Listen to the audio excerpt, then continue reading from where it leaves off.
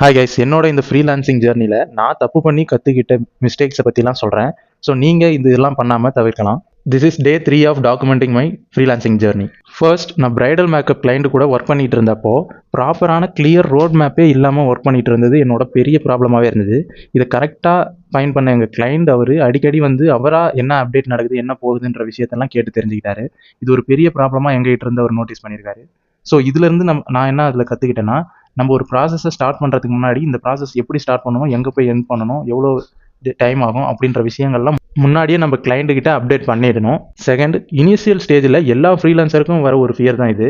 என்னன்னா, எங்கே இந்த கிளைண்ட் நம்மளை விட்டு போயிடுவாங்களோன்னு நம்மளோட சர்வீஸ் காஸ்ட்டை ரொம்ப கம்மி ப்ரைஸ் கோட் பண்ணி அவங்களுக்கு ஒர்க் பண்ணிட்டு கொடுக்கறது தான். இதில் நம்ம பண்ணுற பெரிய மிஸ்டேக் என்னன்னா, எங்கே இந்த கிளைண்ட் நம்மளை விட்டு போயிடுவாங்களோன்ட்டு இவங்களுக்கு கம்மி காஸ்ட்டில் நிறைய எஃபோர்ட் யூஸ் பண்ணி ஒர்க் பண்ணுறனால நம்ம வேறு குவாலிட்டியான கிளைண்ட்ஸை மிஸ் பண்ணுறோன்னு தான் அர்த்தம். ஸோ எப்பயுமே நீங்கள் ஒரு கிளைண்ட்டை ஆன்போர்ட் பண்ணும்போது உங்களோட எஃபோர்ட் அண்ட் டைம் எவ்வளோ இருக்குன்றதை பார்த்து அது பேஸ் பண்ணி ப்ரைஸிங் ஃபிக்ஸ் பண்ணுங்கள். தேர்ட், எந்த கிளைண்ட் ஆச்சு உங்ககிட்ட நீங்களே அட்வர்டைஸ்மெண்ட்டுக்கு இன்வெஸ்ட் பண்ணி கிளைண்ட்டை கொண்டு வாங்க, அதுக்கப்புறம் நான் உங்களுக்கு பே பண்ணுறேன் அப்படின்னு எந்த பிஸ்னஸ் ஓனர் ஆச்சு சொன்னாங்கன்னா அவங்ககிட்ட ஒர்க் பண்ணாதீங்க. ஏன்னா 2 பேருக்குமே வின் சுச்சுவேஷன் இருக்கணும். அது எப்படி சொல்கிறேன்னா, ஒரு பிஸ்னஸ் ஓனராக அவரும் அவர் பிஸ்னஸை க்ரோ பண்ணணும், ஒரு ஃப்ரீலான்சராக நம்மளுக்கும் ப்ராப்பரான ரெவன்யூ வரணும். ஸோ அவங்க பிஸ்னஸுக்கு அவங்க தான் இன்வெஸ்ட் பண்ணணும். நீங்கள் இனிஷியல் ஸ்டேஜில் அதாவது ஒரு ஃபர்ஸ்ட் மந்த் மட்டும் சர்வீஸ் காஸ்ட் இல்லாமல் ஆட் ரன் பண்ணி கொடுக்கலாம். அதுக்காக ஆடுக்கே நீங்கள் தான் காசு பண்ணணும்னு அவசியம் இல்லை.